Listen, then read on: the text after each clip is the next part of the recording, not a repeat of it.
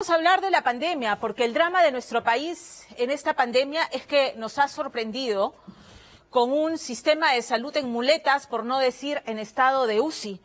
Un sistema precario que se evidencia a pesar de todos los esfuerzos que ha hecho el gobierno con medidas restrictivas, que en su mayoría hemos obedecido, para darse tiempo de poder equipar al equipo de salud y proteger a los médicos, a las enfermeras y a los técnicos, esa precariedad que se evidencia en lo que hemos visto en el hospital Unanue, ¿no es cierto?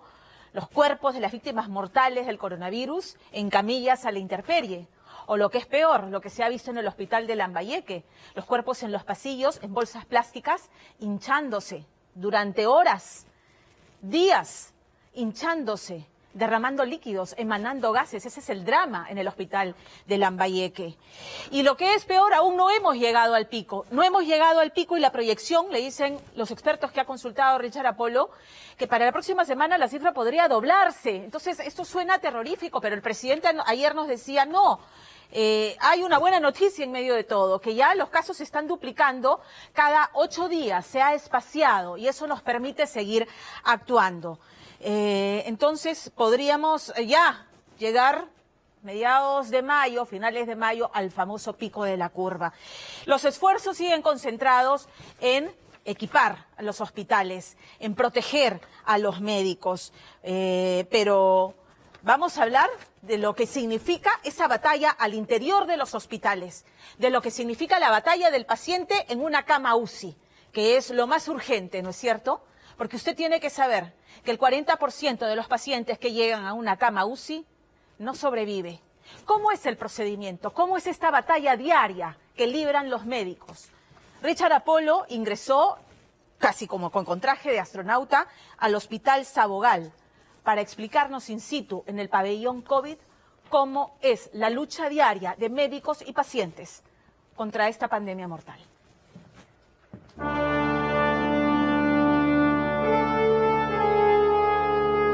Este pasadizo del Hospital de Salud, Alberto Sabogal Sologuren en el Callao, nos conduce por una zona que se podría llamar zona de guerra médica, esa que a diario se libra contra el coronavirus. Y en la habitación 137 encontramos a un herido en batalla. Este hombre de 66 años de edad, que lleva 12 días conectado a un ventilador mecánico, aferrándose a la vida. Cuando él ingresó, ¿en qué estado estaba? Su situación era muy complicada, ¿no? Porque, bueno, la edad, más de 60 años, comorbilidad importante, es un paciente hipertenso, y bueno, por las imágenes en tomografía, un compromiso severo bilateral en los pulmones. Con pronóstico reservado. La situación de este hombre que permanece sedado desde que fue conectado al ventilador mecánico se agrava por la hipertensión que padece. Los doctores no se rinden y esperan que el hombre de 66 años tampoco lo haga. Nosotros sabemos que la proporción de pacientes que ingresa a UCI, la mortalidad es alta, ¿no? Más o menos entre un 60 o un 70%. Eso quiere decir que de cada 10 pacientes que llegan a la UCI, imagínense 6 o 7 terminan falleciendo. Sin embargo, estamos en esa lucha. Los pacientes, por lo menos que llegan a ventilación mecánica, tienen una posibilidad de sobrevida todavía importante, la cual la estamos luchando. Lo que él sigue, sí, seguimos agotando, no bajamos los brazos. Las cifras oficiales parecen escalofriantes. Casi 46.000 contagiados en el Perú. Colocaría a nuestro país, según una universidad de Estados Unidos, entre los 15 países del mundo con el mayor número de contagios en la actualidad. Aunque los casos superan largamente a muchos países de la región, existe un dato importante que explicaría aquello. La diferencia de cifras con relación a nuestro país podría responder, dicen los especialistas, a un mayor número de pruebas de descarte de coronavirus que se vienen realizando en el Perú, haciendo más exacta la data. Si bien el número de contagiados parece alarmante, para los especialistas no lo es tanto, tomando en cuenta, dicen, que el número de contagios en la actualidad se duplica cada 8 días y no 2, 3 o 4 días, como sucedía antes. La la población es la que determina el comportamiento de la curva, no el matemático, no el físico, no el químico. Yo puedo calcular que la curva va a ser tal, pero ese es mi cálculo mío. Pero el cálculo está en función de la población. Por ejemplo, hoy en Italia se duplican los casos cada 10 días. En Perú es cada 5 o 7 días. El día que los casos comiencen a duplicarse cada 9, cada 10 días, significa que la curva comienza ya a tener menos casos y poco a poco, décima o 11ª semana cae. Pero lo cierto es que mientras cae la cifra actual de 1.286 fallecidos a consecuencia del COVID-19, asusta a muchos. Así, ahí hemos puesto ayer otro, mira. Para allá no, cholo, acá nomás, ya mira, uno más aquí. Estas imágenes de cuerpos hacinados en camillas, tirados en el suelo, al lado de cajas de cartón, e incluso cadáveres colocados en sillas de ruedas, pertenecen al Hospital Regional de Lambayeque y grafican la situación caótica en cuanto a la poca capacidad de los hospitales en el país para atender a una gran cantidad de pacientes con COVID, sobre todo aquellos que llegan con una complicación respiratoria crítica a consecuencia del coronavirus. Es como que yo hubiera hecho ejercicio, hubiera jugado un partidito, hubiera subido una montaña y estaba con el cansancio. Me falta el aire porque estoy cansado. Pero eso lo siento yo sentado, en reposo, sin haber hecho ninguna actividad. Ese signo ya me hace pensar de que el pulmón está siendo afectado en forma importante. Con la ayuda de un maniquí, Miguel Espinosa, médico intensivista del Hospital Chalaco, Alberto Sabogal de la Red de Salud, me explica que tratando de estabilizar al paciente con COVID, que llega con serias dificultades para respirar, y buscando que llegue el mayor porcentaje de oxígeno al pulmón, en un principio se le coloca al paciente una cánula nasal. En caso de no haber mejoría, los médicos recién proceden a la segunda opción, la mascarilla Venturi, que proporciona un mayor porcentaje de oxígeno al paciente. Sin embargo, si el estrago al pulmón, a consecuencia del coronavirus, ha sido grande, ambas opciones ya no sirven de mucho. Ahí estamos en una situación en la cual ya el paciente está casi en situación de riesgo de muerte. En ese momento se le coloca un aditamiento que es la máscara con bolsa no reinhalable. ¿Y qué significa esto? Que esta bolsa se llena de oxígeno puro y el paciente va a respirar oxígeno puro. Pero tal es la cantidad de daño que hay en el pulmón que el oxígeno puro que llega al pulmón no es suficiente para que oxigene la sangre. En esta etapa crítica es cuando los médicos intensivistas echan mano al último recurso, tratando que el oxígeno llegue cuanto antes a los pulmones del paciente. Un paciente que se juega la vida a cada minuto que pasa. No queda más salida que el ventilador mecánico. Sin embargo, aquella opción es la más compleja, teniendo en cuenta el estado de sedación e inconsciencia permanente en que estará el paciente desde que se decide conectarlo al ventilador, en un intento por salvarle la vida. Y para eso tenemos que usar una interfase, algo que nos una el sistema respiratorio del paciente con la tráquea, con el sistema respiratorio artificial.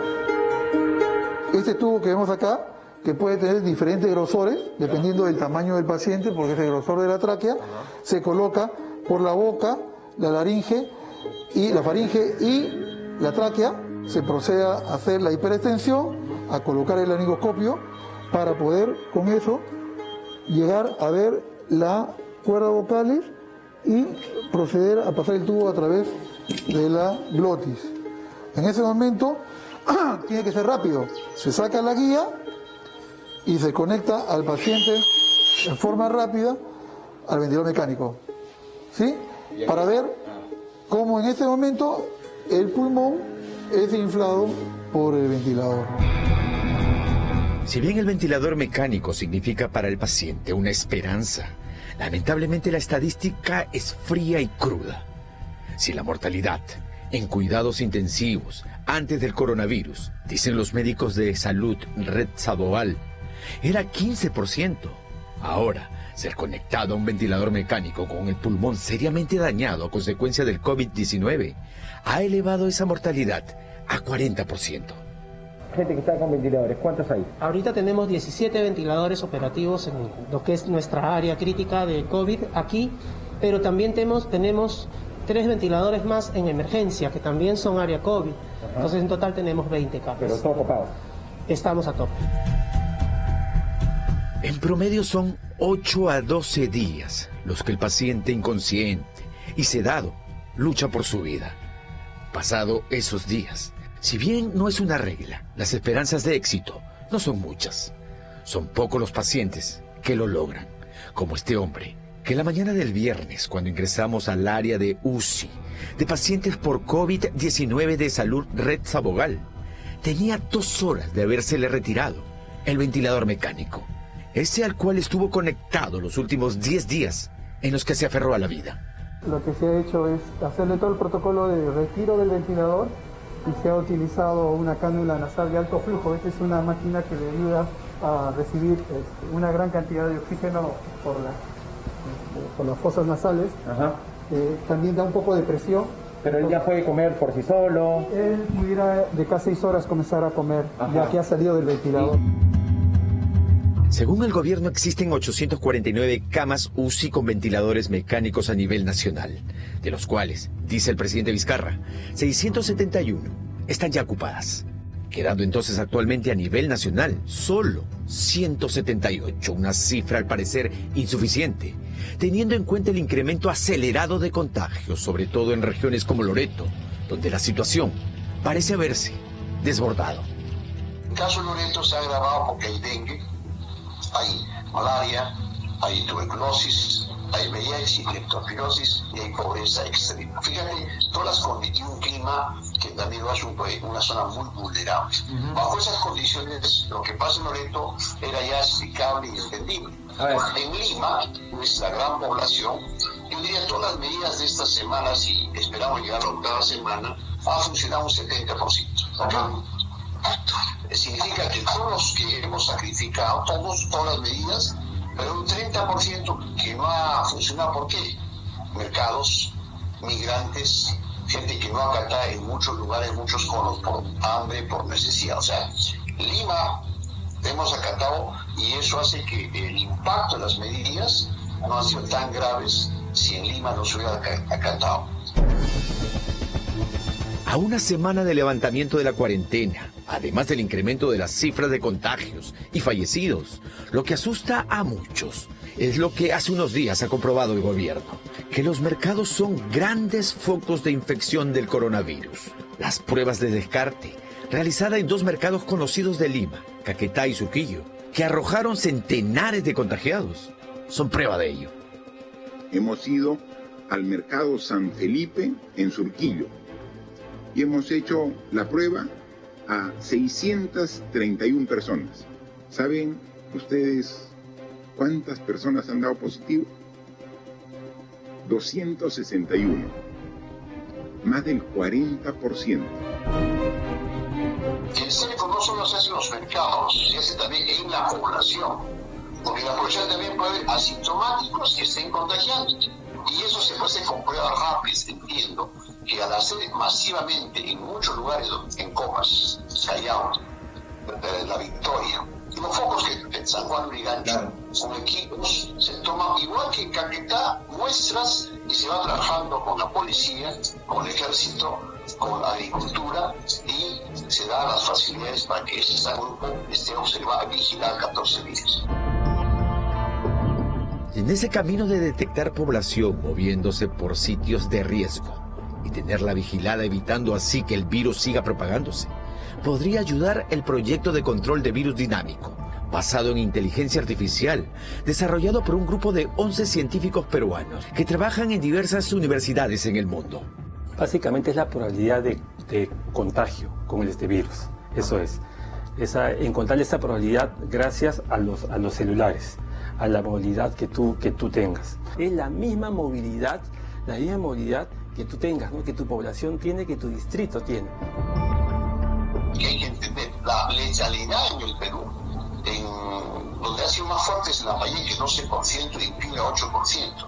En Lima ha sido 3%. Por lo tanto, la mortalidad o letalidad es baja, es comparable con los mejores países en el sentido de la letalidad, no como Italia, que es alta. Entonces, también la mortalidad no es que se mueren todos, ese concepto de que se mueren los diabéticos, hipertensos, los que llegaron tardíamente o que tienen mucha enfermedad. Es lo que está pasando en Perú, igual que en otros países. La mortalidad es alta en los grupos de riesgo.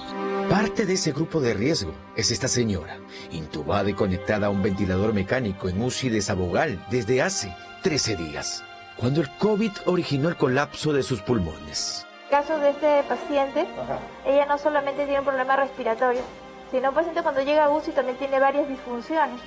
Una parte de las disfunciones es la respiratoria, que es la que vemos comúnmente, pero otros tiene otros problemas, problema renal, que dificulta que pueda salir más rápido del ventilador mecánico. Según cómo pinta el panorama, en adelante dependerá de cada uno de nosotros y las medidas de higiene y distancia social que empecemos a tomar, sobre todo en mercados, que le pongamos o no freno a la carrera sin cuartel, que si lo dejamos, emprenderá el coronavirus tras el levantamiento de la cuarentena, el 10 de mayo.